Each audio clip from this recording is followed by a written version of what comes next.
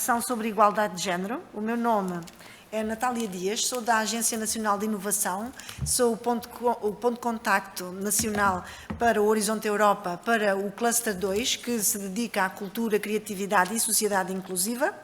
E é com muito prazer que estou aqui a moderar esta sessão. Dou as boas-vindas a todos os participantes, incluindo os dois estudantes que estão ali, a Francisca Melancia e o Francisco Mendes, da equipa Splitnik, dos Salesianos de Lisboa, que nos vão falar do seu projeto. Por favor, avancem. Francisco e Francisca.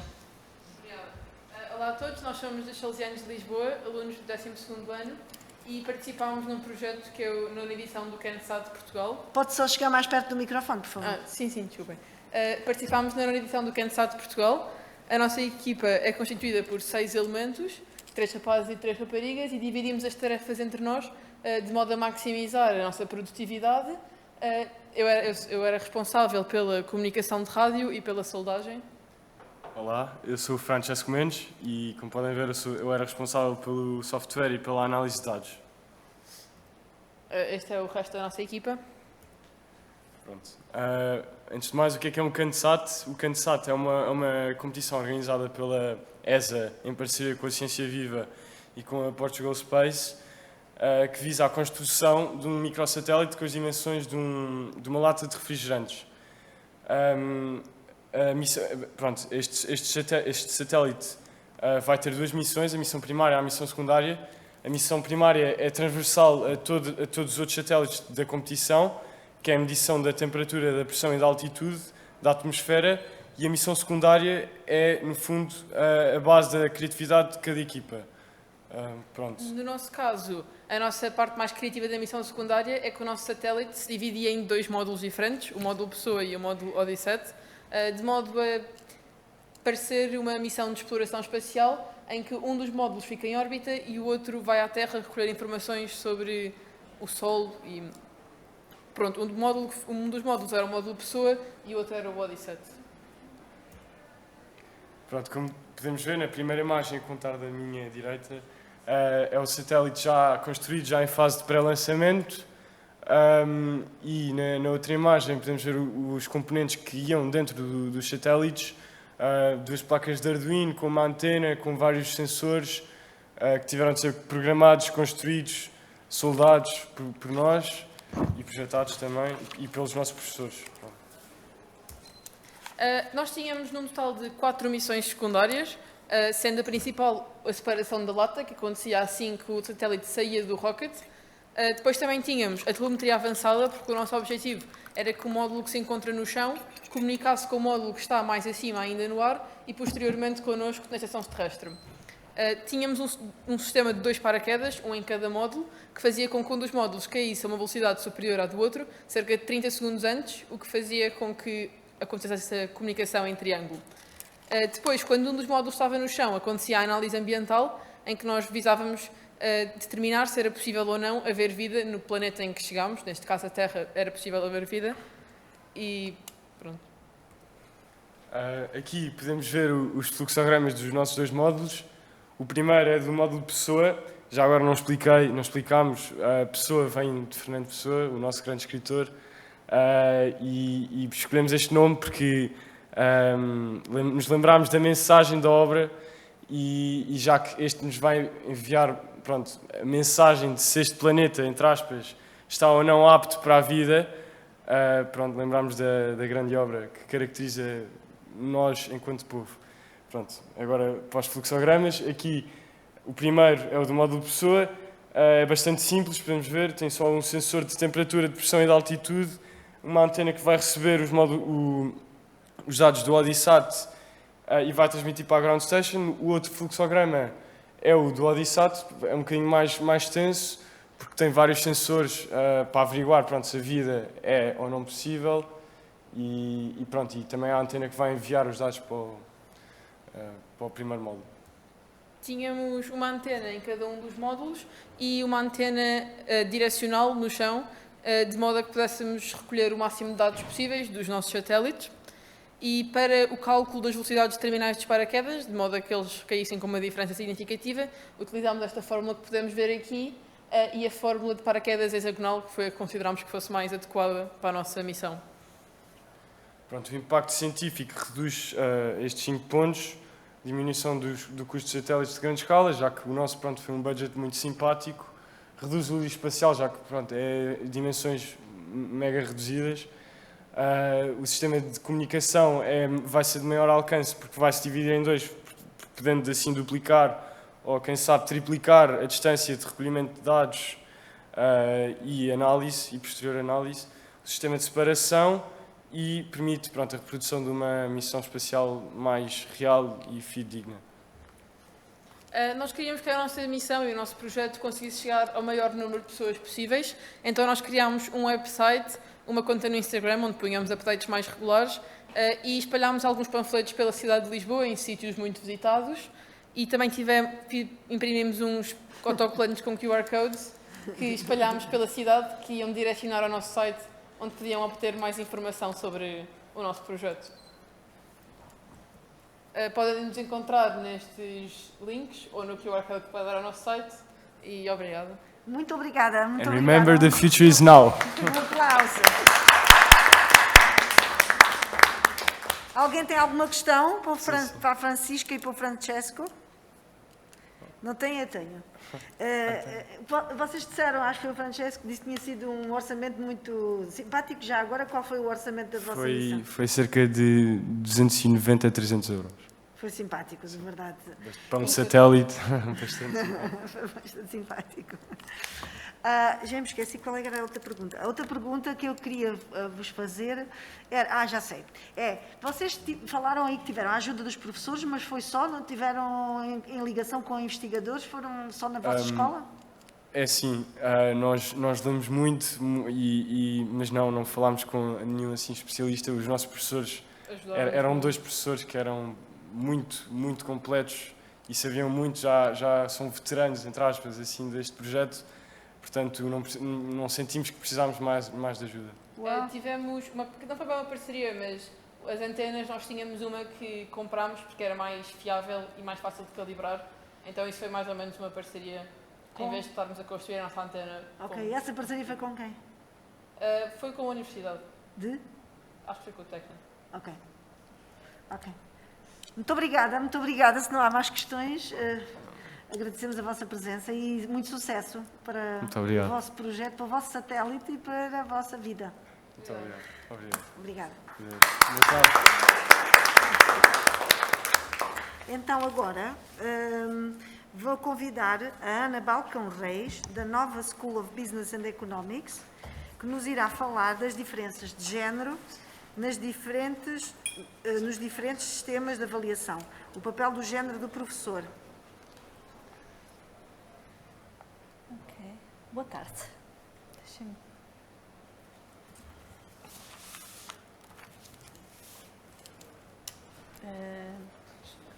Os vistos têm sempre uma dificuldade. Eu não consigo ajudar. Diz que não é intuitivo, mas eu não consigo ajudar. Ok. Está aqui. Então, boa tarde. Eu acho que vou cumprir o tempo escrupulosamente. Então, isto é um trabalho feito por mim e pela Catarina Ângelo, com este título comprido, Diferenças de género nos diferentes sistemas de avaliação, o papel do género do professor. O que é que nós fazemos neste trabalho? A pergunta que nos pomos, desculpem, que tenho que descobrir como é que isto se mexe. Depois não é aqui. Agora, não sei se... Exato. Aqui, ok. A pergunta que nós nos pomos é se diferentes tipos de avaliação afetam de forma diferente rapazes e raparigas. Esta é a pergunta base. E quando nós estamos a falar de diferentes tipos de avaliação, o que estamos especificamente a falar aqui é as notas dadas pelos professores e as notas nos exames.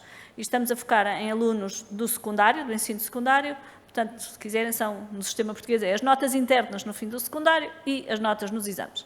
E é isso que nós vamos comparar. Das mesmas disciplinas, como é que se comparam as notas nestes 2 tipos de avaliação, e se há diferenças entre rapazes e raparigas. E depois uma segunda pergunta é se o género do professor, portanto ter um professor homem ou um professor mulher, afeta o primeiro resultado. Para fazer isto, o que usámos foi uma base de dados, a base de dados administrativa do Sistema de Ensino Português, que é uma base de dados muito rica, e entre 2008 e 2008-9, portanto, são os exames de 2009 a 2017, portanto, são 9 anos de exames, são muitos dados. Temos mais de 20 mil professores. A variável fundamental para nós é o género, mas usamos também a idade, a antiguidade e o nível de formação como controlos. E temos mais de 400 mil alunos. Mais uma vez, a variável que para nós é mais importante é o género, mas usamos depois também todos aqueles controlos que existem nesta base de dados. Como eu digo, é uma base de dados bastante rica e, portanto, temos a idade, a nacionalidade, a educação dos pais, se é beneficiário da ação social ou não. Uma variável muito importante que é a nota desses alunos no 9º ano, porque isto permite-nos controlar para o que é que seja o nível de conhecimento anterior ou habilidade. E depois temos as variáveis para que estamos a olhar, que são as notas internas e as notas nos exames de 11º e 12º, são os nossos exames finais, não é? Eu pus ali 12 cadeiras, há mais cadeiras, mas estas são as cadeiras que nós consideramos porque são as que têm maior número de alunos. E são cadeiras de todas as áreas, portanto, bastante representativas. O que é que nós fizemos em termos... Eu não vou mostrar, vou ser muito rápida, porque é o tempo que temos, mas o que é que usamos como metodologia? O que nós fazemos é comparar para o mesmo aluno os dois tipos de notas, a nota interna e a nota no exame, em todas estas cadeiras. Como estamos a comparar para o mesmo aluno, isto permite-nos, no fundo, eliminar tudo o que são enviesamentos possíveis que vêm de características dos alunos, de quem é que são os pais, se têm ajudas dos pais, se têm muito jeito para a matemática ou para o português ou para o que seja, porque estamos a comparar o mesmo aluno nos dois tipos de avaliação. E, portanto, o que estamos a olhar ali é a mesma diferença entre estas duas notas e depois vemos se a diferença entre estas duas notas é diferente para os rapazes e para as raparigas.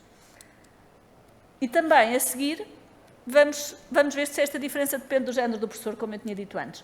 Temos ainda uma segunda abordagem em que olhamos para todas as cadeiras em conjunto, em que perdemos a diversidade das cadeiras, digamos assim, mas ganhamos o facto de ter o mesmo aluno a fazer vários exames e várias cadeiras diferentes e, portanto, isso permite-nos usar o efeito fixo do aluno e ter ali, eliminar um enviesamento que pode haver, porque verificamos que as características dos alunos que têm professores homens podem ser um bocadinho diferentes das características dos alunos que têm professores mulheres. O que quer dizer que pode haver alguma afetação nas escolas, alguma forma de afetação de determinados tipos de alunos a uns e outros, mas ao usar o efeito fixo do aluno conseguimos eliminar esse enviesamento e, portanto, ter um resultado que podemos dizer que é um resultado causal daquilo que estamos a estudar.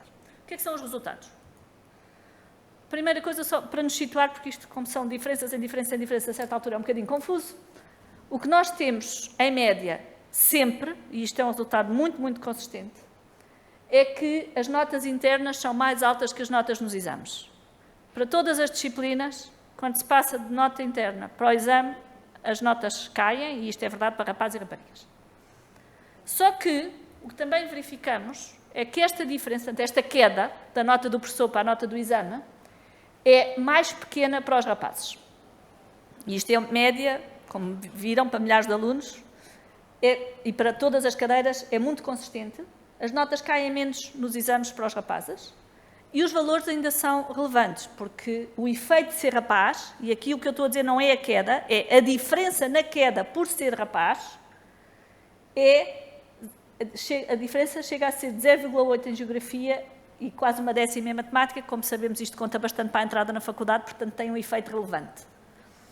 O que é que quer dizer a diferença ser menor para os rapazes? É que, em termos relativos, poderíamos dizer que para os rapazes é melhor fazer exames e que para as raparigas é melhor ser avaliadas pelos professores.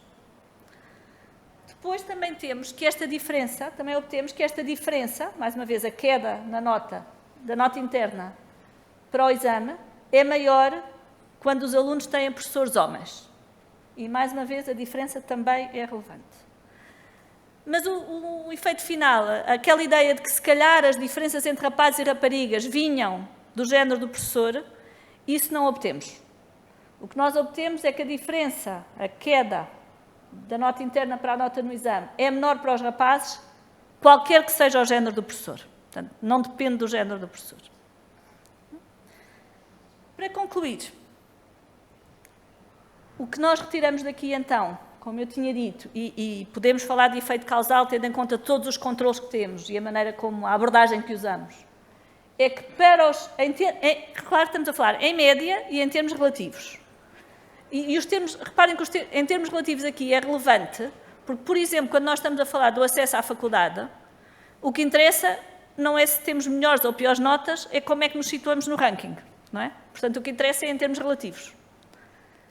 E o que concluímos é que para os rapazes uma avaliação por exame é relativamente mais favorável, para as raparigas uma avaliação pelos seus professores é relativamente mais favorável e que este resultado é independente do género do professor. E uma implicação adicional que isto nos faz é que realmente, provavelmente, estes dois tipos de avaliações olham para competências diferentes, favorecem de forma diferente diferentes tipos de alunos e, portanto, provavelmente é boa ideia manter os dois tipos de avaliações quando consideramos questões como acesso ao ensino superior ou acesso a um emprego, ou, enfim, quando fazemos avaliações destas pessoas. E acabei. Muito obrigada. Obrigada. Eu não sei se existe, como agora temos menos oradores, já há bocado juntámos as perguntas todas no fim, mas agora temos um bocadinho mais tempo. Não sei se existe agora alguma questão aqui da audiência para a Ana.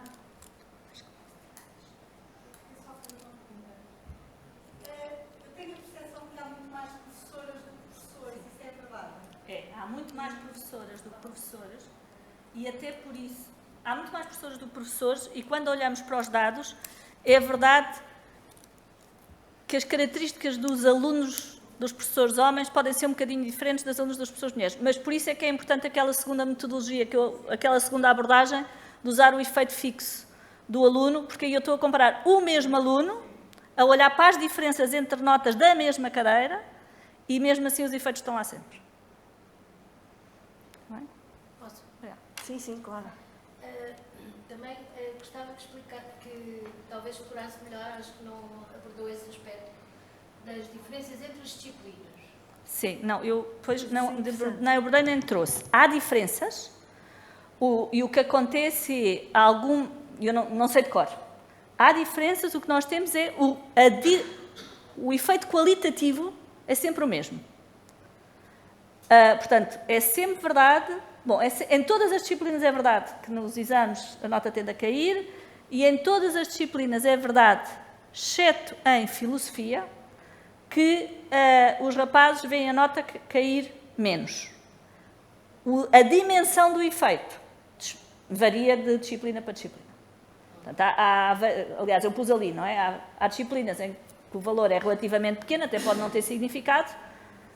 Ali era a geografia, se não me estou enganada, em que o valor era quase um valor, não é? De diferença entre os dois. Também referiu a matemática, não foi? Também referi a matemática e também é. E não há, já agora, porque pode ser essa também a pergunta, não conseguimos encontrar uma regularidade que pudéssemos dizer em ciências é assim, em humanidades é de outra maneira. Não, é um bocadinho espalhado por todo o lado, com variações na dimensão, mas sem assim uma característica que pudéssemos usar de ciências é de uma forma e humanidades ou línguas é de outra. E a geografia interessa, Ana? A geografia interessa? Em que sentido? A geografia de onde os alunos estão a estudar. Se há diferenças. Não. A nacionalidade não. Bem, nós não estudamos isso a sério. Nós não estudamos a sério, portanto não vou responder. Litoral versus interior, ou Sim. grandes centros versus pequenos centros. Não olhámos para isso. Ok. Pode ser uma coisa a olhar. É interessante ver isso. Sim. E qual é que é também... isto é o tempo que acabou. Qual é o tempo... qual é o tempo? Qual é que é... isto agora estou no meu raciocínio e ia perguntar... qual é que é a percentagem, a valorização, estava a falar no acesso ao ensino superior, a valorização entre a nota interna, qual é a proporção nota interna e versus exame, para o acesso, para ver quem é que favorece. Sim, o que nós temos nas regras de acesso ao ensino superior, a maior parte das pessoas aqui talvez... Eu não sei. O que nós temos, há uma regra que diz que as universidades podem escolher entre 40% e 60% para os exames. Portanto, há umas, é essa a variação, mas é bastante... Variável. Está próximo, não, mas também está próximo de metade. Há outros países em que, por exemplo, a diferença é 10% para os exames ou 10% para a nota interna. Portanto, há países em que a coisa é bastante mais extremada. Nós damos um peso parecido às duas componentes. Portanto, está o E sistema com está escolha das equitativo. escolas. Só uma questão. Então podemos concluir que, em geral, professores e professoras dão melhores classificações ao nível da avaliação interna às raparigas. Sim. Isso é contra tudo aquilo que nós sabemos sobre as questões de género. O que alguma... Eu vou só dizer, isto é um resultado que nós obtivemos muito claramente para Portugal, mas há outros estudos para outros países que obtêm coisas parecidas. O que muitos... E nós não conseguimos ir exatamente ver porquê, mas o que alguns estudos apontam é que aquilo que está a ser avaliado também não é exatamente o mesmo, não é? Na nota interna, o que acontece é que é avaliado os trabalhos feitos ao longo do ano, se os alunos estão sempre presentes, se são consistentes ao longo do ano todo, se são bem comportados. Não é? No exame, é one shot, é aquilo, é naquele momento, e, portanto, isto não tem que ter a ver sequer com nem as professoras serem mais ou menos benevolentes, nem haver aqui enviesamentos propositados. Discriminação, se quiser. Não, pode simplesmente ter a ver com o género estar associado a características diferentes e essas características levarem a que seja mais fácil as raparigas terem melhores notas numa coisa que é ao longo de todo o ano, implica uma grande consistência e fazendo tudo, não é? E se calhar os rapazes conseguirem mais numa semana, focarem-se naquilo e depois darem ali um esticão. Ok, vamos Mas então. é isto. Muito obrigada, Ana, muito interessante, muito obrigada. Convido agora a Virgínia Ferreira, do Centro de Estudos Sociais da Universidade de Coimbra, que vai nos falar sobre as desigualdades de género em tempo de pandemia.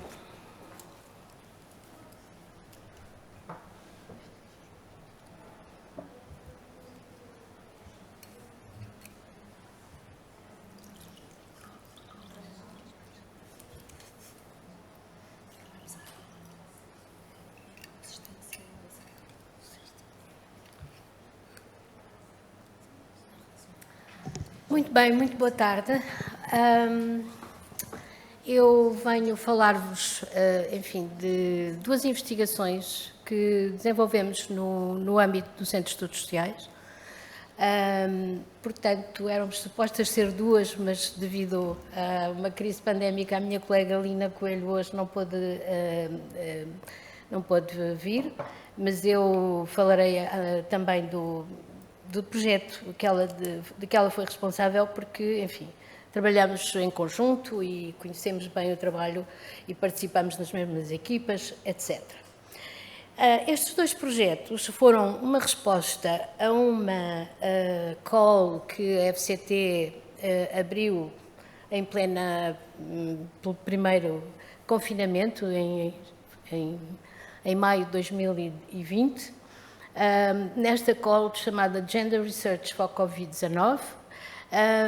Foi uma iniciativa, enfim, extremamente interessante, na medida em que mal começámos em crise pandémica e começámos logo a recear que as mulheres, em particular, fossem mais afetadas pelos impactos negativos da crise e da sua gestão. E, portanto, eu e a Lina Coelho apresentou-se, portanto, a pedido de financiamento com um projeto sobre mulheres e homens em tempo de pandemia, trabalho, rendimento e condições de vida, e eu submeti um pedido de financiamento para um projeto para estudar o impacto no trabalho académico. Também mal tínhamos começado, digamos, em pandemia e começámos logo a ouvir, ter ecos da diminuição da produtividade científica das mulheres durante o confinamento, revistas que começaram a publicar, como a Lancet, por exemplo, a Nature, começaram a publicar logo dados sobre as submissões, chamando a atenção para o facto de diminuírem as submissões de autoria feminina e aumentarem as submissões de autoria masculina, e estes foram o contexto e as preocupações que estiveram na origem do lançamento destes projetos. Ora bem, O projeto que a minha colega Lina desenvolveu, exatamente teve como objetivo caracterizar os impactos da crise desencadeada pela Covid-19 na situação de mulheres e as suas famílias, no mercado de trabalho, nos rendimentos, nas condições de trabalho e nas condições de vida. Ela utilizou uma metodologia mista também, através de um questionário aplicado a mulheres, obtendo 1.502 respostas validadas, e no período os inquéritos foram aplicados entre dezembro de 2020 e maio de 2021. Devo dizer que ela teve aqui alguns percalços, na medida em que depois, em janeiro de 2021, entramos logo também em confinamento, e muitos questionários que ela procurava, que ela tinha pensado aplicar presencialmente, através de entrevista face a face, acabaram por não poderem ser realizados. De qualquer maneira, ela completou as grandes questões através de entrevistas a mulheres, portanto 30 entrevistas, e também a responsáveis de organizações da sociedade civil que lidam com as questões relacionadas com a pobreza, etc. Bom, em termos de resultados, em média, as condições de vida e de trabalho das mulheres foram mais intensamente afetadas do que as dos homens, e, portanto, isso resulta também da análise estatística. Motivo, diferentes padrões de vida e de trabalho, ditados pelos papéis sociais de género prevalecentes, na esfera privada, familiar, como na esfera pública, emprego. Cabe desproporcionalmente às mulheres o exercício de funções e atividades relacionadas com o criar e cuidar e atendimento personalizado, portanto, com forte intensidade de contactos interpessoais, inserção no mercado de trabalho mais vulnerável. Isto resultou, de facto, que ela pode identificar 3 grandes grupos que tiveram, digamos assim, impactos diferenciados. Primeiro, as pessoas que continuaram a exercer as suas funções nos seus locais de trabalho habituais, nomeadamente as pessoas do âmbito da saúde, da assistência a pessoas dependentes, como lares, de idosos, etc. Limpeza em espaços públicos, operadoras de loja e operárias em setores essenciais. Estas pessoas falaram sobretudo, enfim, do excesso e do cansaço, do número excessivo de horas de trabalho a que ficaram sujeitas, do stress associado às próprias condições de exercício da sua atividade, sujeitas, portanto, a medidas sanitárias rigorosas, etc. Queixaram-se muitas, por exemplo, do facto de se terem que afastar da sua família com medo de os contagiarem e, portanto, podemos dizer que foi um grupo particularmente afetado negativamente pelo impacto da crise pandémica. Depois, as pessoas que estavam em teletrabalho, particularmente as mães de crianças pequenas ou ainda outras pessoas, outras cuidadoras de outro tipo de pessoas, como sejam, por exemplo, pessoas idosas que até estavam relativamente autónomas, mas que passaram a precisar também de apoio, até por encerramento de alguns dos equipamentos de apoio à vida familiar. Portanto, docentes, profissões intelectuais e científicas, administrativas, etc., é o número de... portanto, são estas as profissões que encontramos, sobretudo, neste grupo. E depois temos os grupos que foram mais afetados pela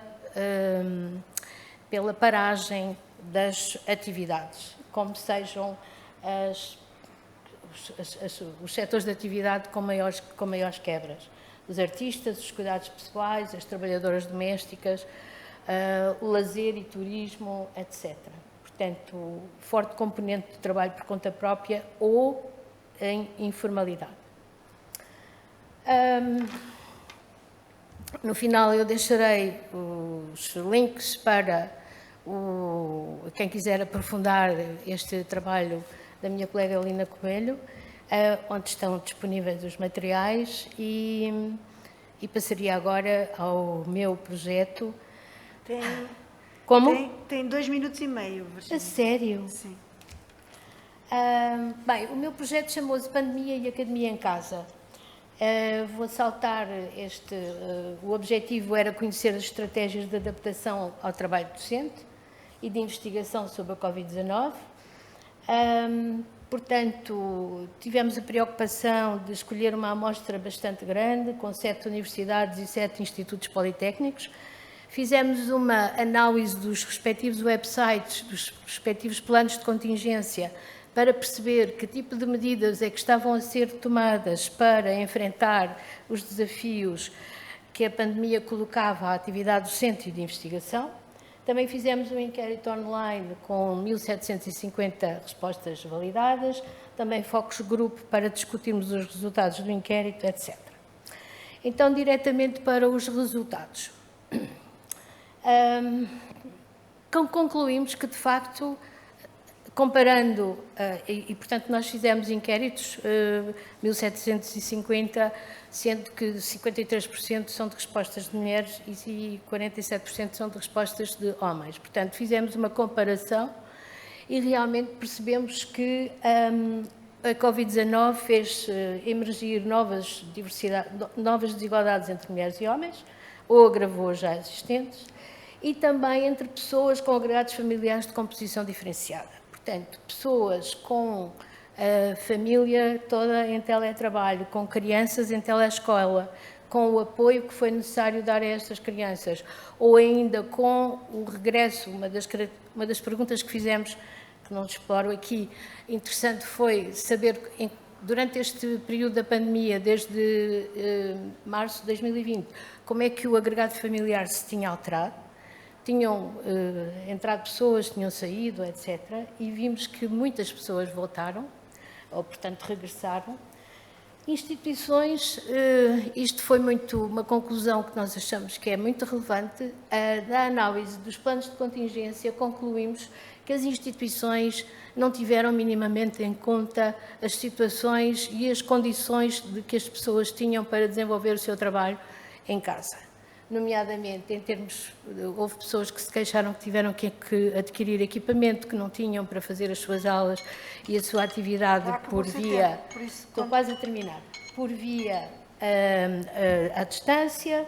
Houve pessoas que se queixaram, por exemplo, as instituições fecharem as instalações e sendo para elas impossível, por exemplo, estar a dar aulas numa casa onde estava ao lado outra pessoa em teletrabalho, ou estavam as crianças em telescola, quando elas podiam ter acesso às instalações só para fazerem as suas aulas à distância, etc. E depois, desigualdades naquilo que nós chamamos o trabalho doméstico académico. O trabalho doméstico académico corresponde a tarefas que são essenciais ao funcionamento e à sustentabilidade das organizações, das instituições, mas que são compostas de tarefas que não são valorizadas, nem praticamente contam para a avaliação de desempenho científico e académico. Neste caso também tivemos uma maior participação, mais mulheres do que homens reportaram o aumento da pressão vinda deste lado, destas tarefas desvalorizadas e mais ou menos invisíveis, onde se incluem o atendimento a estudantes, mas também as tarefas de gestão para a instituição. Vimos também maior insatisfação com o desempenho científico das mulheres e das pessoas com crianças, aqui homens e mulheres, com crianças pequenas, que relevam da maior severidade da pandemia na produtividade científica das mulheres. Também observámos isso nas nossas inquiridas, especialmente com crianças pequenas, expressando a tendência de agudização da penalização da maternidade na academia, no contexto pandémico. E deixo então os contactos e, no caso do Pandemia e Academia em Casa, vocês têm disponíveis 4 vídeos em que fazemos, enfim, algumas conclusões, um e-book e um policy brief com mais de 30 recomendações que fazemos para as instituições de ensino superior serem mais igualitárias, mais equitativas, mais sustentáveis. Muito obrigada, Virgínia. Muito obrigada. Alguém tem alguma questão para a Virgínia, por favor? Não existem? Eu tenho. Virgínia, pode-nos dizer, acabou de dizer que fizeram uma lista de recomendações, e mesmo antes de falar na lista eu ia lhe perguntar, era essa a minha pergunta, era se tem essa lista, por exemplo, diga-nos as duas top, as mais importantes recomendações que daria, nunca havendo outra situação semelhante, o que é que as instituições académicas deveriam fazer de diferente? Refiro duas muito rapidamente. Uma tem a ver, por exemplo, com as questões do impacto da avaliação da pandemia no desempenho científico. E, portanto, uma das recomendações que fazemos é que as instituições flexibilizassem um pouco o modelo de avaliação do desempenho docente e de investigação. Por exemplo, dando a opção a quem estivesse interessado nisso de, por exemplo, não contar aquele ano de pandemia para efeitos de avaliação. Ou para toda a gente estender o ciclo de avaliação, que em geral é de 3 anos, para 4 anos, por exemplo, para amortecer o efeito daquele ano mais penalizador. Um campo temos várias sugestões deste tipo. Outro sobre as questões das mães ou dos pais com crianças pequenas. Uma delas, por exemplo, seria a facilidade para quem estivesse nestas circunstâncias aceder às instalações para poder fazer as suas aulas a partir da sua secretária normal. Como sabemos, nós temos um pessoal docente extremamente envelhecido, com uma média de idades à volta dos 50 anos, e, portanto, as pessoas com crianças pequenas são muito poucas. E, portanto, não havia risco de haver, digamos, muitas pessoas ao mesmo tempo nas instalações. Uma outra segunda tem a ver, de facto, com a penalização da maternidade, que, de facto, existe na academia, em vários níveis. Basta dizer, por exemplo, que, em média, as mulheres... Fecha aí a porta, como deve ser, senão ouve-se o barulho. Obrigada. Basta dizer, por exemplo, que, em média, as mulheres permanecem mais tempo na mesma categoria, não é? Permanecem mais anos na mesma categoria. Portanto, têm uma progressão na carreira muito mais lenta, e isso deve-se frequentemente O impacto da maternidade. Exatamente. Uma das questões, uma das propostas que fazemos, por exemplo, que é perfeitamente, penso eu, aceitável pelas instituições, é que quem realmente, no regresso, depois de uma licença de maternidade, ou licença de parentalidade, como se chama agora, que as pessoas não fossem sobrecarregadas com carga docente letiva no primeiro semestre em que regressam, por exemplo. É uma excelente medida. Muito obrigada, Virgínia. Vou então convidar agora o Jaime Serra, que vem do Centro Interdisciplinar de História, Culturas e Sociedades da Universidade de Évora, que nos vai falar das plataformas de conhecimento sobre o turismo sustentável, o caso do projeto Pista Digital, plataforma de partilha de informação sobre sustentabilidade do turismo da região Alentejo.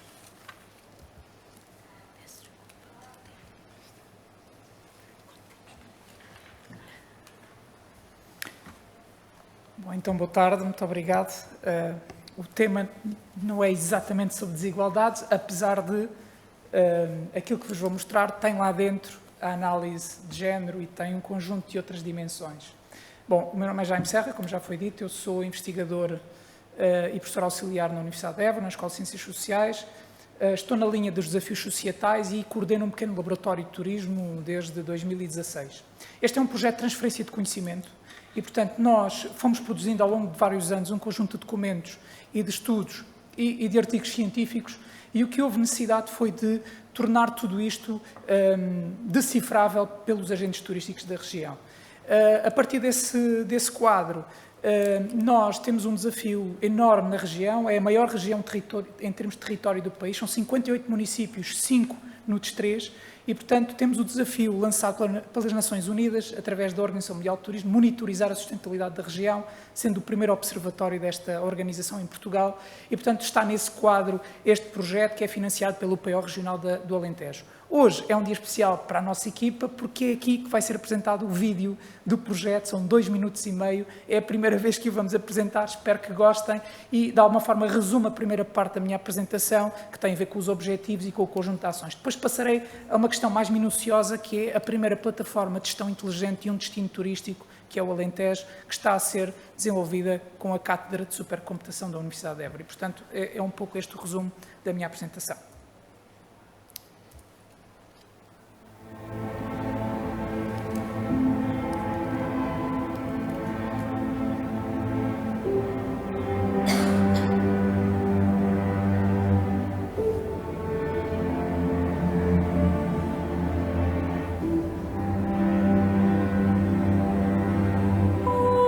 O projeto PISTA é coordenado pela Universidade de Évora, CIDEUS, com a colaboração do Observatório do Turismo Sustentável do Alentejo e da Entidade Regional de Turismo do Alentejo e Ribatejo. O projeto PISTA, com início em outubro de 2020, terá a duração de 24 meses.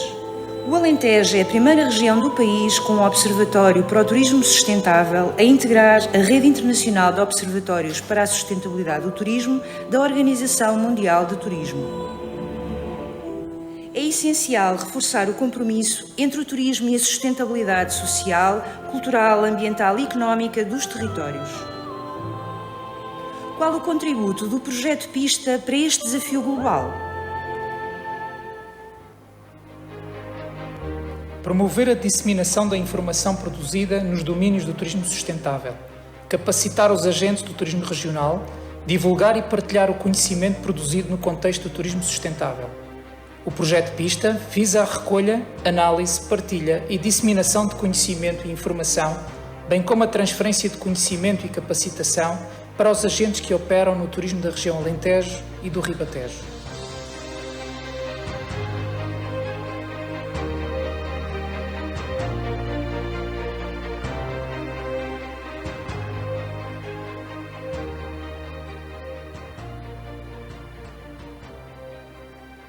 O projeto PISTA proporciona aos agentes do setor público, privado e do terceiro setor que intervêm nos domínios do turismo o acesso à informação arrumada, depurada e planeada que será visualizada de forma ágil e eficiente para apoiar a solução de melhores políticas públicas e de melhores ações estratégicas nos domínios do turismo regional.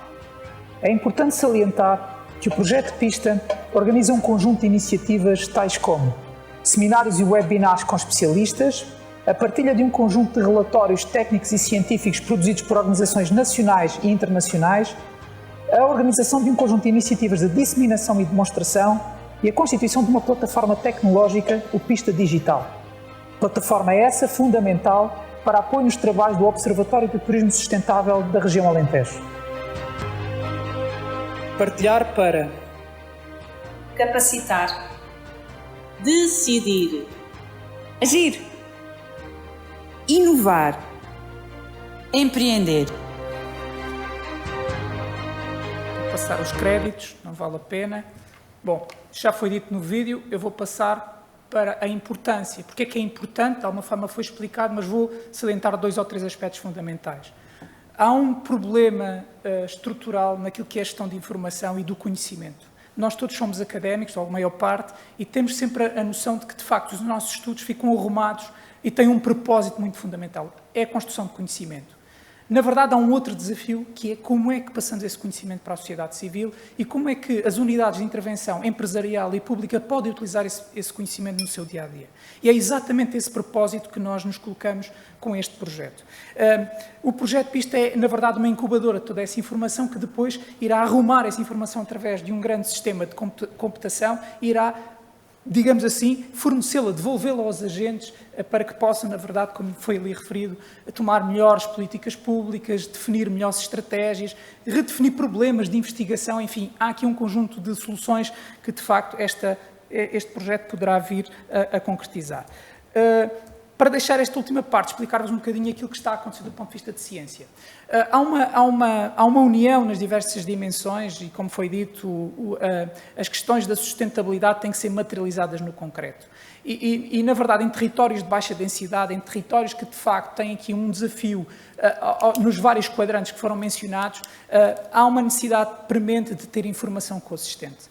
E, portanto, o que aqui está na verdade, a construção de um sistema de informação que vai unir um conjunto de dados que são provocados e que, na verdade, têm a ver com a inquirição direta, com a construção de entrevistas, mas também com dados que já estão distribuídos em várias dimensões. Vou-vos dar um exemplo. Aquilo que os meus colegas na área da climatologia fazem, previsões climáticas, impactos de incêndios, tudo isso vai ser monitorizado e, de alguma forma, vai ser simplificada a mensagem para que os agentes, desde agricultores, desde o agroturismo, o turismo em espaço rural, possa também, de alguma forma, utilizar esses indicadores para um conjunto de várias vertentes. O que aqui está na verdade, uma parcela daquilo que é o supercomputador Oblivion, que a Universidade de Évora adquiriu, que tem outros propósitos, tem a astrofísica como o grande propósito, mas, na verdade, deixaram-nos alguns cores de velocidade para podermos processar informação, diria eu, como vamos processar, de 5 em 5 minutos. Um exemplo muito clássico, estou mesmo no último minuto para vos dizer o seguinte. A partir de setembro... Linha tem 4. Tem 4? Então posso ir mais devagarinho, como os alentejanos, não é? A partir de setembro, nós já estamos a testar o protótipo, vão ser monitorizados 58 postos de turismo. De 5 em 5 minutos, a informação que é recolhida nos visitantes que se dirigem aos postos de turismo vai ser, de alguma forma, distribuída pelos concelhos e por toda a região. Para além disso, nós temos um contrato de mobilidade com uma das operadoras móveis e vamos, de alguma forma, estimar percurso e vamos, de alguma forma, também mostrar aquilo que é o comportamento de todos os visitantes que fazem no Alentejo durante 5 meses num ano. Para além desse aspecto, vamos trabalhar também a medição dos consumos de água nos empreendimentos turísticos. O consumo de água por quarto ocupado, por exemplo, é um dos indicadores que vamos lançar. Para além das questões energéticas, também o quilowatt-hora por quarto ocupado. Há aqui um conjunto de indicadores que vão servir à gestão destes empreendimentos e que automaticamente lhes dão acesso à certificação de um conjunto de emblemas de certificação que lhe garantem, por exemplo, nos próximos quadros comunitários, essas certificações serão importantes para as suas candidaturas. As câmaras municipais estão muito preocupadas em ter estes dados para também poderem utilizar esses dados para poderem aqui ter melhores intervenções no território, mas também para as suas candidaturas ao próximo PO e, portanto, há um conjunto de questões que vão ser naturalmente uma vantagem, digamos nós. Para nós, académicos, porque é que isto é importante e porque é que para o conhecimento isto é importante? Na verdade, o que nós vamos aqui trabalhar em 3 domínios fundamentais. E para fechar, o primeiro domínio na área ambiental, do impacto ambiental no território. Hoje o Alentejo tem uma transformação paisagística preocupante, não tenho pudor nenhum em dizer, e, portanto, essa é uma das áreas de monitorização que vamos implementar com um trabalho interdisciplinar com colegas da parte das agriculturas. Também vamos implementar um estudo sobre o impacto ambiental do consumo da água. A água é um problema, na verdade temos o Alqueva, mas a água é um problema do ponto de vista da sua distribuição heterogénea no território e, portanto, também vamos medir zonas de grandes manchas de necessidade de água e menor necessidade de água a partir dos consumos turísticos e, por último, a dimensão do património. Aquilo que é a preservação do património imaterial, nós temos 6 elementos classificados pela Unesco, 4 imateriais e 2 materiais, e de facto há que, na verdade, ter um sistema que consiga monitorizar todos estes aspectos. O projeto é ambicioso, o projeto não vai terminar no dia 27 de outubro, o projeto vai continuar, na verdade, com a noção de que esta proximidade aos agentes vai ser fundamental através das ações de disseminação que temos percorrido em todo o território.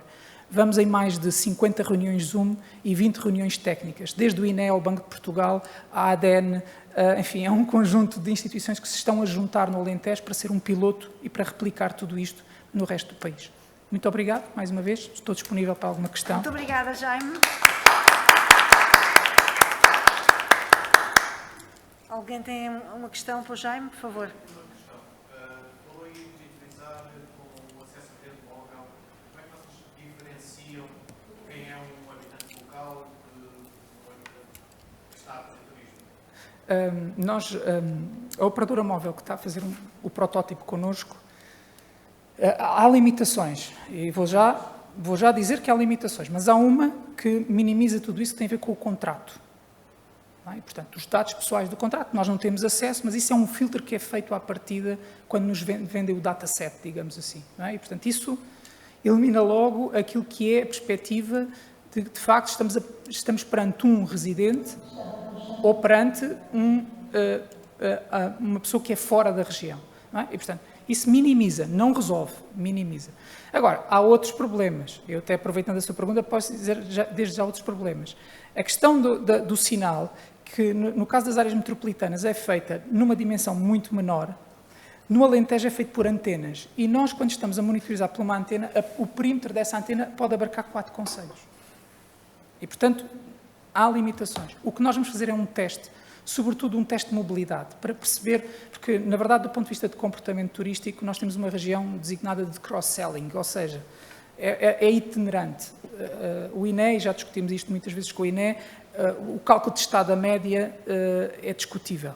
Não é 1,6 noites, é muito mais. E, portanto, há que aqui depois cruzar toda esta informação, validar essa informação com os dados oficiais e, de alguma forma, aquilo que chegará aos agentes é exatamente tendo em atenção um conjunto de limitações para que, na verdade, se possa estar a perceber o que é que se está a ler. Não é? Mas sim, tem razão. Nós estamos a estudar, não é? Vamos experimentar para perceber. Há uma das operadoras, aí ia dizer o nome, tem um portal e já está a testar isto desde 2012. Não é? Há mais alguma questão? Então, a segunda questão. Diga. Falando dos postos de turismo, será que são o melhor sítio para reunir essas informações? Porque muitas vezes os turistas não se deslocam Não. para o turismo. Não, vamos ver, o posto de turismo, e porque nós referimos isto, é o registro que é feito naquele local. Não determina o perfil do visitante. O perfil do visitante terá outra abordagem mais direta, através de QR codes, através de um conjunto de agentes, mas os postos de turismo também têm uma outra vertente que hoje é discutida, que é o peso dos residentes no consumo turístico. Porque nós também consumimos serviços turísticos na nossa região. E, portanto, muitos dos postos de turismo prestam serviços a utentes e muitas vezes essa dimensão deixa-nos um pouco de lado a medição do fenómeno intrarregional, digamos assim. Eu só queria fazer um comentário que fiquei satisfeita de ouvir que estão a fazer essa monitorização dos consumos energéticos, dos consumos de água e que identificou também esse problema da água no Alentejo. E como está a trabalhar em conjunto, depreendi pela sua introdução, com as autoridades locais e com estruturas do Ministério da Agricultura, gostaria só que deixasse aqui a sua perspectiva em relação ao turismo sustentável, que é o que o Alentejo pretende vender, né, no futuro e no presente. Como é que estará isso em contraponto com uma política de financiamento ou de cofinanciamento de grandes projetos de olival intensivo, amendoal intensivo e tudo mais intensivo que está em grande expansão no Alentejo? É uma pergunta muito pertinente, porque nós, com o ICNF é um dos parceiros do projeto e o ICNF é das estruturas da administração pública que se opõe a essa política. E colocar na mesma mesa a Direção Regional da Agricultura e o ICNF não é fácil. Quando nós começamos a falar em medição da qualidade do ar, porque nós vamos fazer medição de qualidade do ar, e quando determinadas certificações, dois exemplos. Neste momento o Alentejo tem uma área, um destino certificado pelo Dark Sky e, portanto, que tem que medir rapidamente a qualidade do ar e a qualidade do céu noturno. E uma das variáveis é exatamente a qualidade do ar respirável. E quando nós nos deslocamos no Alentejo, nós percebemos que há determinados momentos do ano em que zonas passam a ser respiráveis de coisas que nos fazem mal.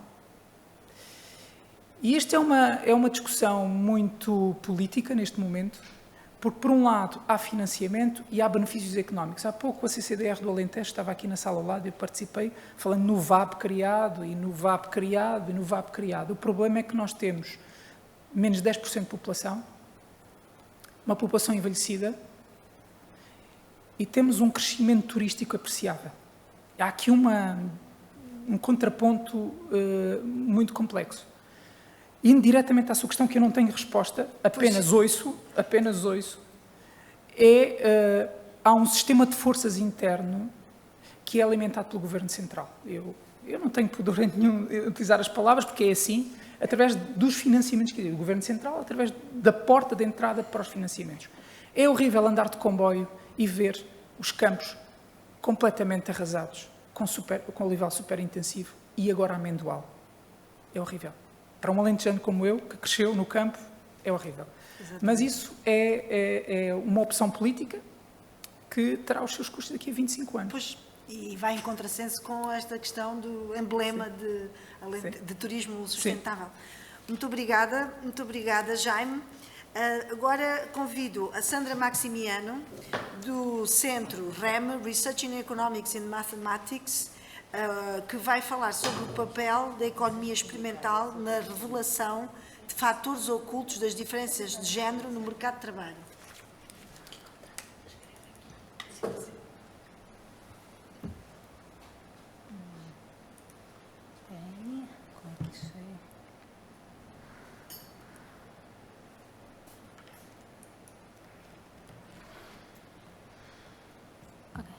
Olá, boa tarde a todos.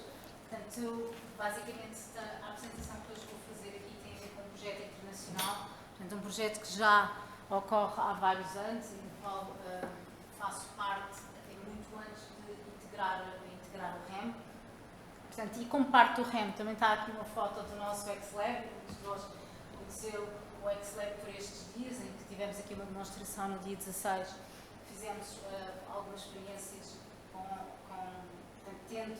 tendo as pessoas que circulavam aqui nos encontros como participantes, portanto aqui convido-os também um dia que possam visitar o X-Lab, visitar as nossas instalações no ISEC. Portanto, eu vou falar um pouco desse projeto. Portanto, esse projeto tem vários projetos, vários artigos. Dentro dele vou falar de uma coisa muito específica. A realidade sobre a desigualdade de género é básica, não é? Nós sabemos que existe esta persistente diferença nos salários entre homens e mulheres, que também é acompanhada por importantes diferenças de género nas trajetórias no mercado de trabalho. Temos menos mulheres em cargos de liderança e que estas diferenças não são explicadas por diferenças relativamente a diferentes níveis de educação ou experiência, quer de homens, quer de mulheres. Portanto, qual é que é a fonte do tal chamado gender gap? Temos várias possibilidades, portanto, quer do lado da procura, quer do lado da oferta. O lado da procura, portanto, de quem procura trabalho, aqui temos os empregadores, não é? Portanto, e que é talvez o lado mais ouvido nos mídias, não é? Portanto, tradicionalmente, quando falamos de igualdade de género, remetemos logo para este conceito de uma discriminação, que era uma discriminação pura, ou então uma discriminação estatística, não é? Porque temos alguma inferência correta ou incorreta devido a alguns enviesamentos sobre a performance relativa das mulheres. Portanto, aqui também um pouco relacionado com a primeira intervenção aqui da Ana Balcon Reis, portanto, como se viu, não é aqui uma discriminação no caso daquela apresentação, portanto, não há uma discriminação por parte de professores a atribuírem melhores ou piores notas rapazes ou raparigas, mas se calhar essa diferença também vem de algumas características específicas de rapazes e raparigas, portanto, que depois se reflete nessas próprias avaliações. Portanto, é a mesma lógica que temos quando analisamos o gender gap no mercado de trabalho. Portanto, temos o lado da procura, onde realmente temos empregadores a discriminar, ou temos o lado da oferta, em que várias diferenças podem acontecer e que explicam essa diferença de género, como diferenças nas preferências entre carreira e família, portanto, diferenças apenas porque diferentes atores ou diferentes agentes escolhem diferentes percursos, diferenças na aversão ao risco, diferenças na capacidade de dizer que não, e aqui a capacidade de dizer que não tem a ver com o dizer não a tarefas que basicamente só envolvem esforço e não se repercutem em progressão na carreira. Portanto, aquelas tarefazinhas que há um favor aqui ou um favor acolá e que basicamente não contam para aumentos remuneratórios ou progressão ao nível da carreira. Diferenças, portanto, e há investigação que mostra, e nós também temos algumas experiências nisso, que mostra que as mulheres têm mais dificuldade em dizer que não nesse tipo de tarefas. Há diferenças na competitividade, nomeadamente nas preferências por competir, e diferenças também na negociação, nessa preferência por negociação. Há um artigo que se tornou basicamente um artigo muito conhecido hoje em dia nesta área, no que diz respeito à competitividade, às preferências em relação à competitividade, que, portanto, Muriel Niederle e Liz Westerlund, em 2007, que o que faz é uma coisa muito simples, portanto, usando economia experimental e uma economia experimental de laboratório, o que acontece, e vou-vos dar só o exemplo muito básico dessa experiência, em que nós temos grupos, portanto, participantes que desempenham uma tarefa muito básica, e a tarefa é somar números simples, 2 dígitos, 4 números de 2 dígitos cada, portanto, têm que fazer uma série de somas durante um período de tempo, portanto, a performance, o desempenho nessa tarefa não é diferente entre homens e mulheres, é isso que mostra ali o primeiro gráfico, portanto, não existem diferenças no desempenho, mas depois o que lhes é pedido a estes participantes é que escolham como é que querem ser pagos. Okay? Então, num dos tratamentos, basicamente o que eles, num tratamento mais básico dessa experiência, que é o que me vou referir, eles têm 2 opções. Podem escolher ser pagos à peça, portanto, não existe competitividade nesse sentido, portanto, eu sou paga consoante o número de somas corretas que consigo alcançar, salvo erro 0,5, portanto, 50 cêntimos por soma correta, enquanto que na outra condição é uma condição de competição, em que nessa condição eu estou num grupo com outros participantes, portanto sou emparelhada com outros participantes e o participante com o maior número de somas corretas é pago, e é pago por soma mais, $2 neste caso, por soma correta, enquanto que os outros participantes do grupo não recebem nada. O que é que se verificou nesta experiência? É que existem diferenças significativas na escolha por competir. Depois podem ver ali naquele gráfico, na barra amarelo, portanto, os homens, cerca de 73% da população masculina nesta experiência escolheu competir, enquanto que cerca de 35% da população feminina escolhe competir. Portanto, há uma diferença nessas preferências. Depois há um controlo nesta experiência com outros tratamentos para outras causas que podem estar por detrás deste resultado, como a aversão ao risco, também se verifica que as mulheres têm mais propensão para a aversão ao risco, excesso de confiança masculino, que também ficou verificado. Portanto, isso é uma evidência, são resultados muito robustos, já muito replicados, também já o replicámos no nosso laboratório, verifica-se com algumas ligeiras diferenças o mesmo padrão também em Portugal. E então qual é o projeto que eu vos queria falar mais especificamente?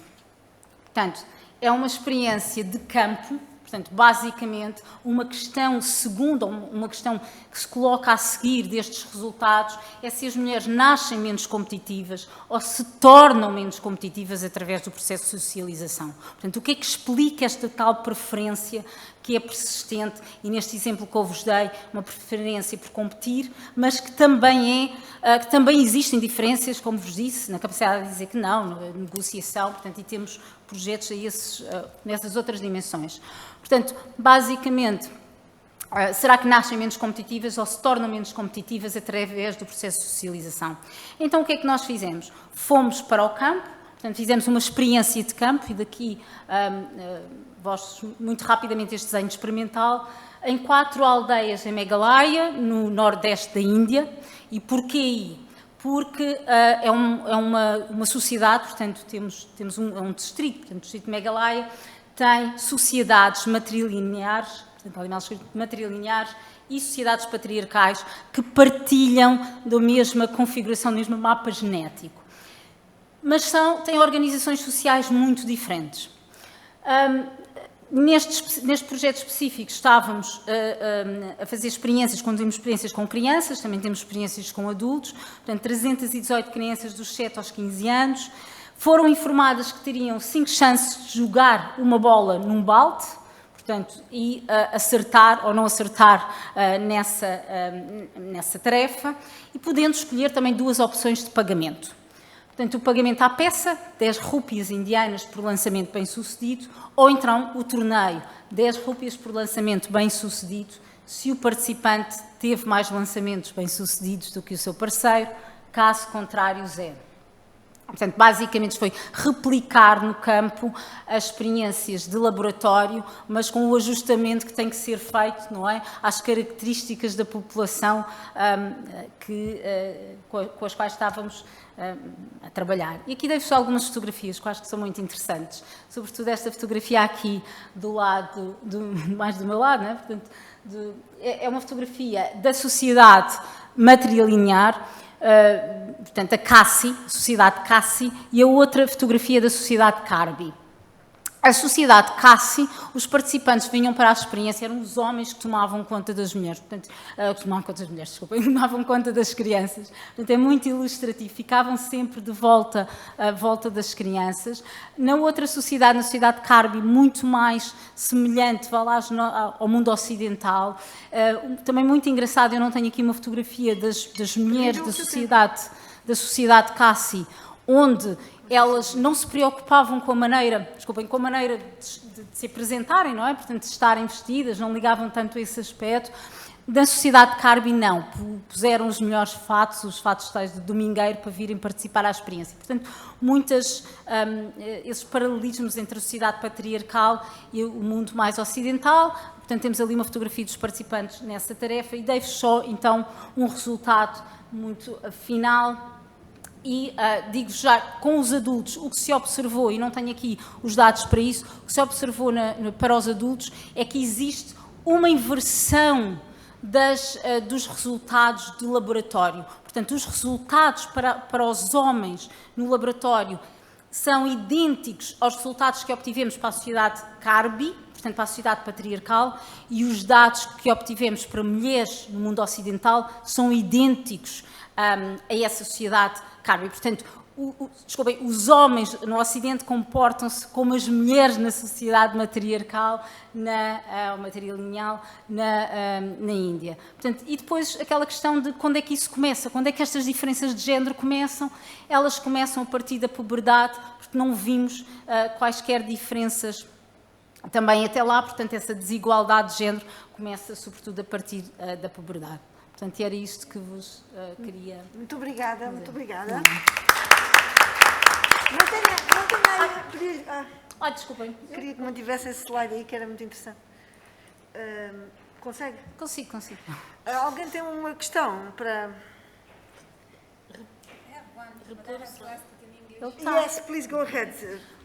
A Sandra está ok, né? Sim. I was just wondering if you have the same data you were mentioning in the Western society, right? So you Yes. collect the same kind of data here in Portugal? Yes, the it's same very range of similar. age? It is very similar, so it's not as striking like the 73% 35, is around like 72%, 42, 43% for our, let's say, our database. So females are less willing to compete. Of course, so this difference shrinks a bit. Desculpem, estou a falar em inglês. Desculpa. Agora em inglês, porque a pessoa que fez a pergunta... Sorry. Yes. Our previous session was all in English. So I actually had my slides. I actually have the slides in both languages, but I'm always constantly switching from Portuguese to English, and also in my personal life. So that's why I always do that. But so basically is that. So we have so the difference shrinks.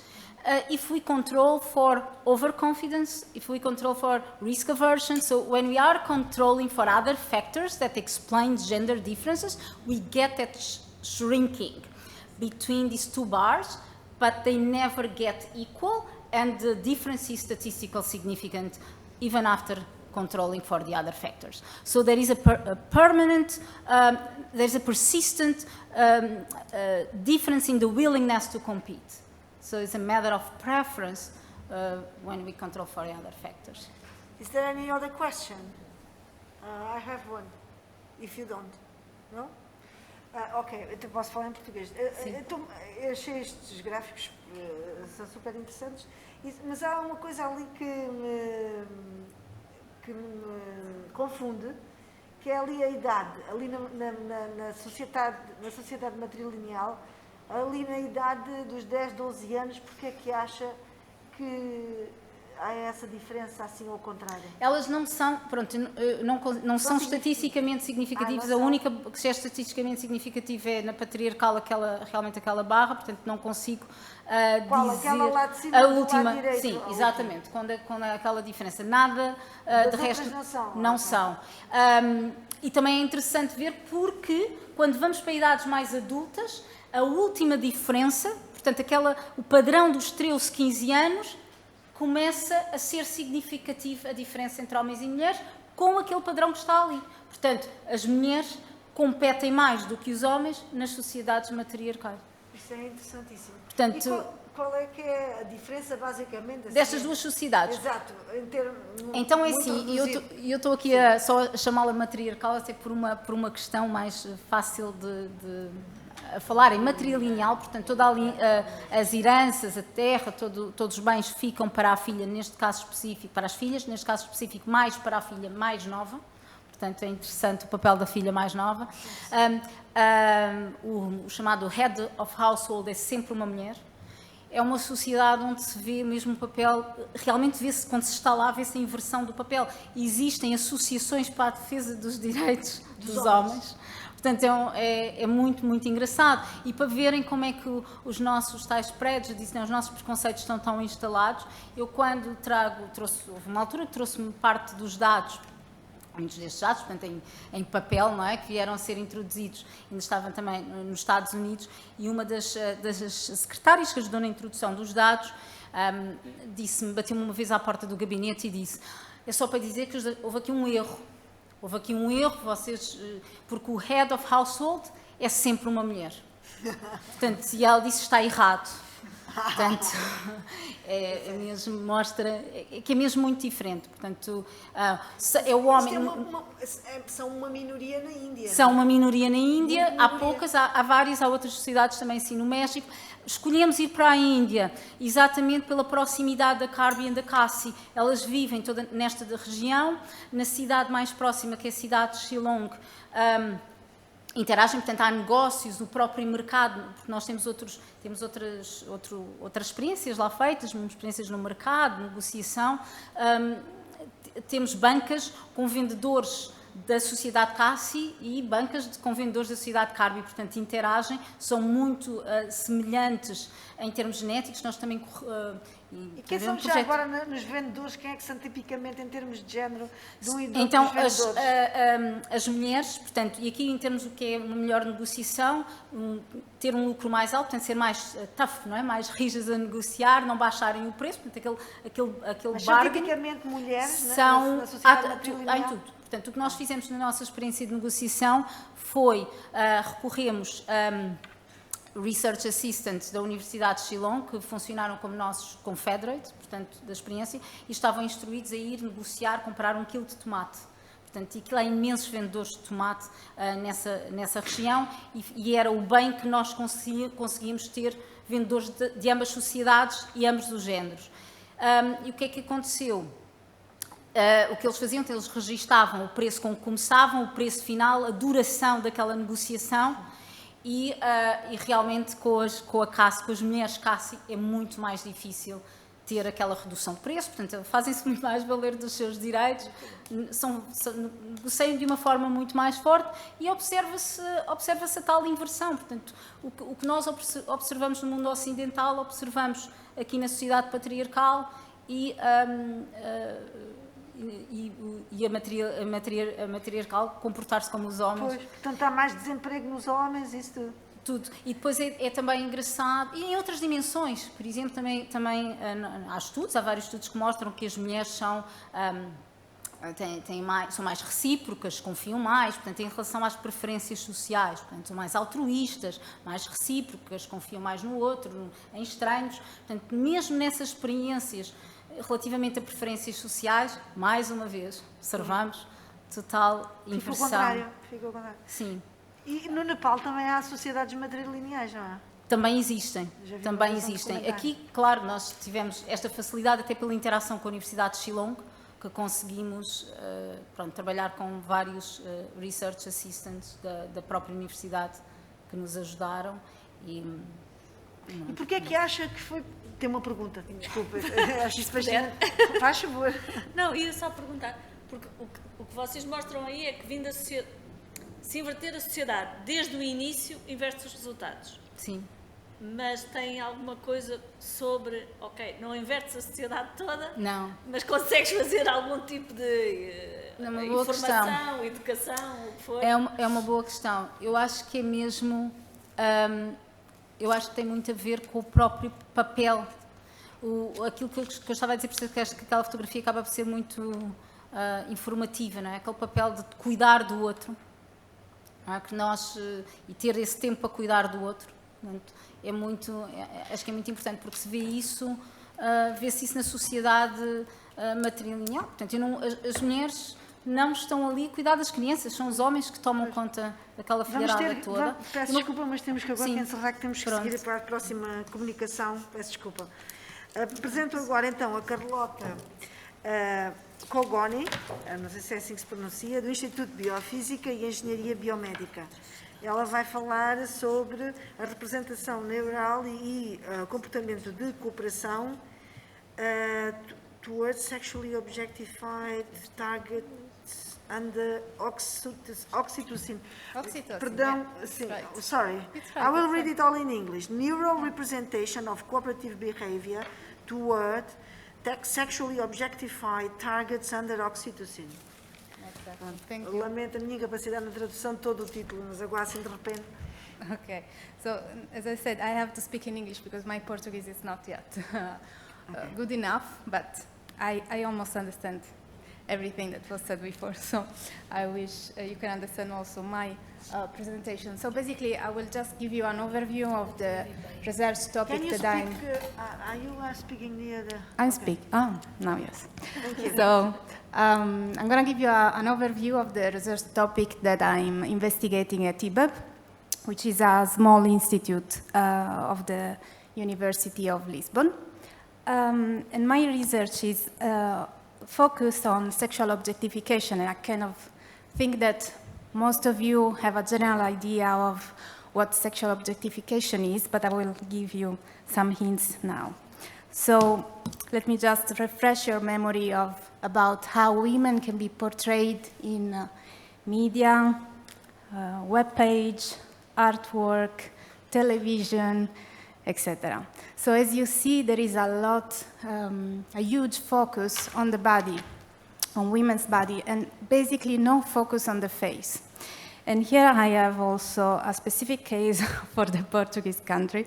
So we have an objectified pastel de nata. Actually, you see the legs there, and the legs are actually moving, so it's a little bit creepy, but that's a real thing here. So the consequences of this extreme focus on the body of women is really negative for the well-being of the woman itself, but also for the people who perceive those women, because women, when sexually objectified, are perceived immediately as less intelligent, and this is relevant for your research also, less competent, less moral, and of course, more attractive, but this is not as detrimental as the three characteristics that I mentioned. And so this study were mostly the focus of the investigation of feminist psychologists and sociologists, but neuroscience recently has started to investigate the roots of the sexual objectification. And so with the neuroscientific perspective, we were able to investigate three basic questions, which are: how do we actually see objectified women from a cognitive point of view? How do we feel about them? And also, how do we behave towards them?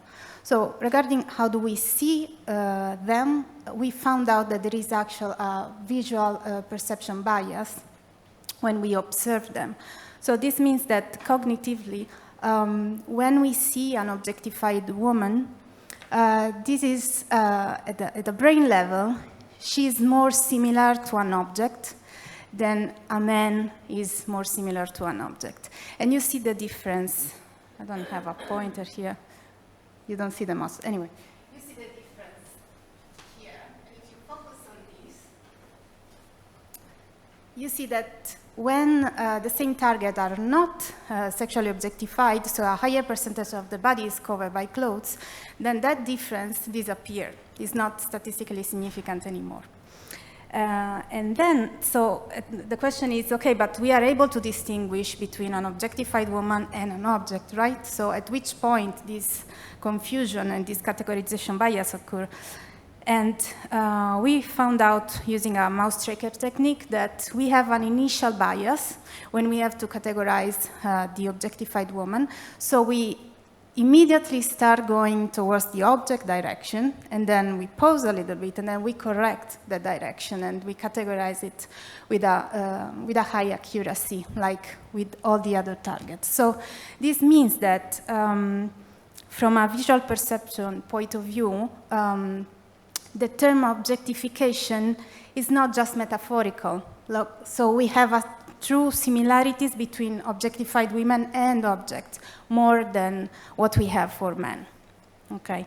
So regarding the second question, so how do we feel about them? So we can see that when we have to evaluate our emotion and the emotion of objectified or non-objectified women, then we see that there is a higher self-other overlap, so a higher overlap between our emotion and the emotion of the other person when the women are non-objectified, so the one that you see below there. While the sexualized version of them, it's kind of in between the mannequin, which is an object, and the non-sexualized women. And what's the implication of that is that when we have to evaluate those women in a situation in which they are experiencing pain, so for example in a social exclusion context, then we see that the empathy network is highly recruited mostly for the non-sexualized women as compared to the sexualized one. So it means that we are able to empathize more with the non-sexualized women, but not with the sexualized version. And then this brings me to the last question. So how do we behave towards them, given that we consider them as less intelligent, less moral, we don't empathize with them? So what's our behavior towards these women, right? So we developed this study in which we test 50 male participants. It was a double-blind, placebo-controlled electroencephalography experiment. And so we gave to this participant a nasal spray. In this nasal spray, there could be a placebo or an active substance that was oxytocin. The oxytocin is a neuropeptide that we all have in our body, but here, and is implicated in social cognition processes. And here we were testing the effect of oxytocin on cooperation and competition. So we used the prisoner dilemma, which is the most used economic game to test this two behavior, in which participants could decide to compete or cooperate at every trial towards unobjectified women or a non-objectified women. And so basically what we found was that the cooperation, so if you focus on the left, if you focus on this part, this is the placebo situation, and you see that the sexualized and non-sexualized women, so the sexualized is in red and non-sexualized is in green. So in the placebo condition, there is no difference between the two behaviors. But when we give oxytocin, then there is a huge increase in cooperation for both of them. You see there is a difference there, but it's not statistically significant, while it is significant in the defection behavior, which is more or less symmetrical. And so we see that given oxytocin, we have a decrease in the defection towards sexualized women, even more than toward the non-sexualized one. And this is reflected also at a neural level. So this was just a teaser to describe the kind of research that we do. I wanted to thank the people that collaborate to this project, and this is IBE, so if you want to come and join us and see what we do there, it's a pretty nice spot, and if you want to ask me any question, this is my email, but of course, you're free to ask it now as well. Okay, thank you, Carlota. Have you got questions for Carlota? So do you also have on that, I think on the empathy to hearts, sexualized women, like the suffering from sexualized women, do you also have for men as well or not? Okay, we have. In my research, I always have male and female participants, except for the last one in which we were giving oxytocin.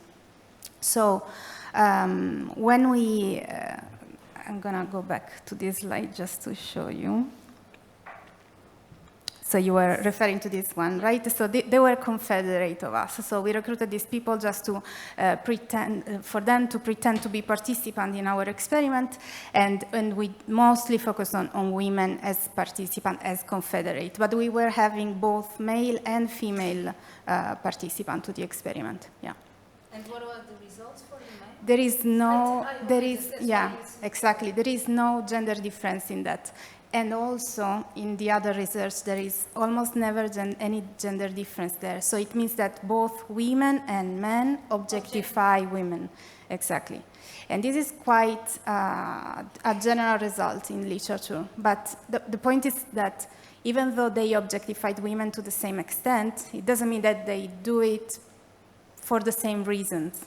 So it has been studied that men mostly objectified women because of attraction, while women objectified other women for two reasons. So first, there is a self-objectification, because we always internalize the third eye perspective on us.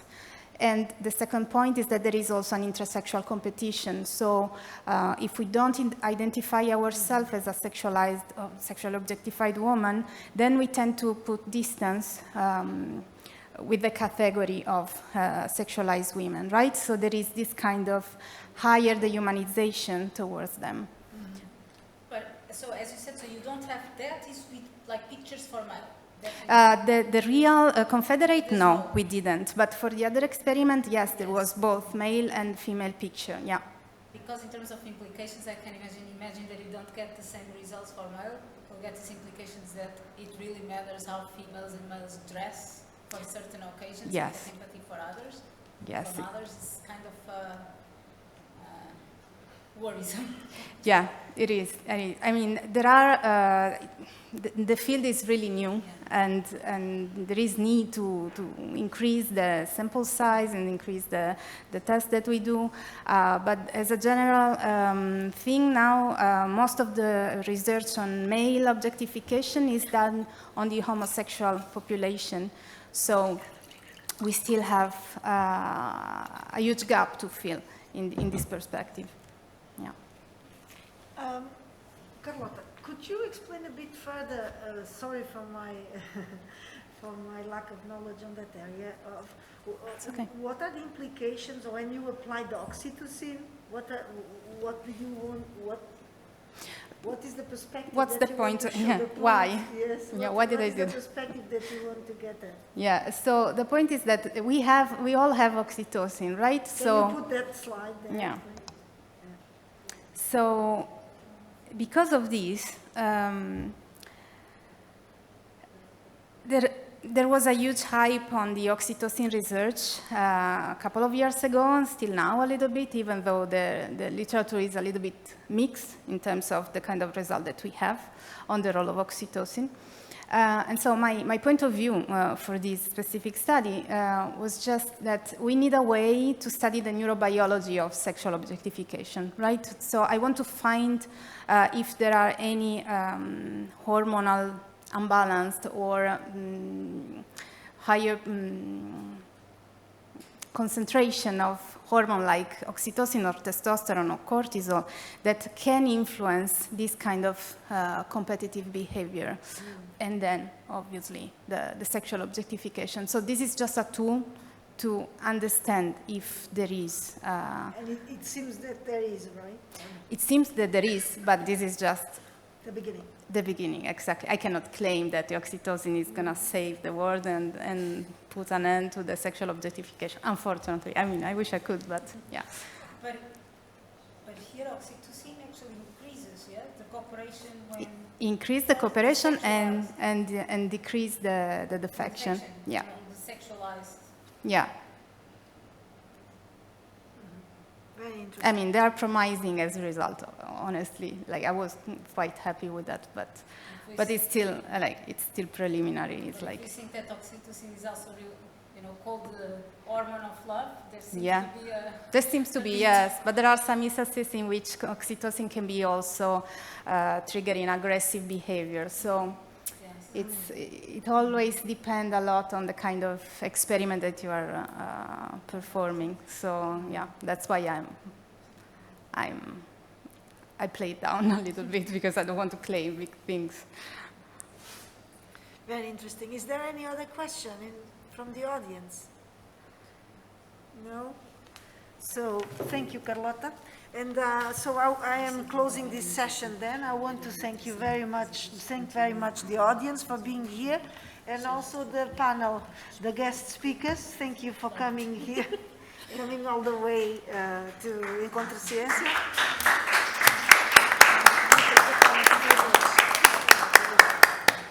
And so it was very interesting, and so I wish you all very well. Thank you.